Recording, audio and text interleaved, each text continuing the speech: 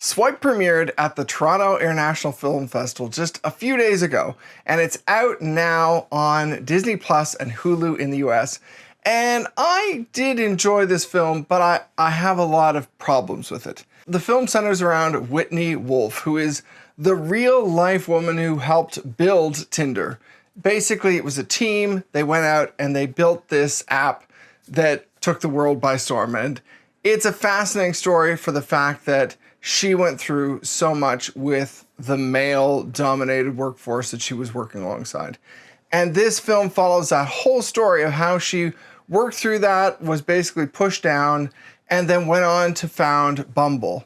And there was some drama there too, but it's a fascinating story. Her life and what she went through, the things that she did, it's remarkable. Lily James has a great way about giving this character, the character in the film, I can't speak for the real person, but giving the character weight while also being vulnerable. And I really enjoyed her performance. I have a slight concern with her accent that she pulls off in the film. It's not always perfect for me. It just sounds a bit off for some reason. I can't really explain it. But she really nails this character. I enjoyed her a lot. I enjoyed Dan Stevens, who comes in with the only problem I can say is a performance that we've seen from him before in some ways. He's always playing these seemingly good guys who end up being bad guys, basically.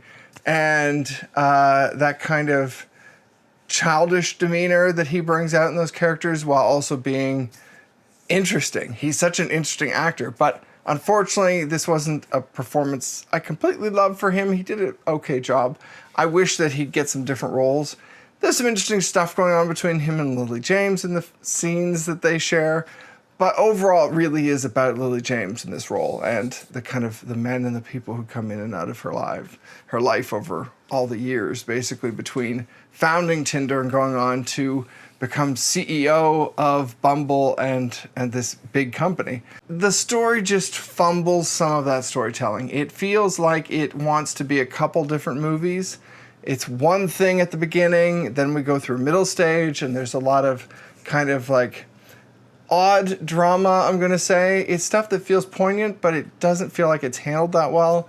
And that ends up being kind of something else. And it's kind of triumphant in the end. And I really love what it says about Whitney Wolfe and the career she went through.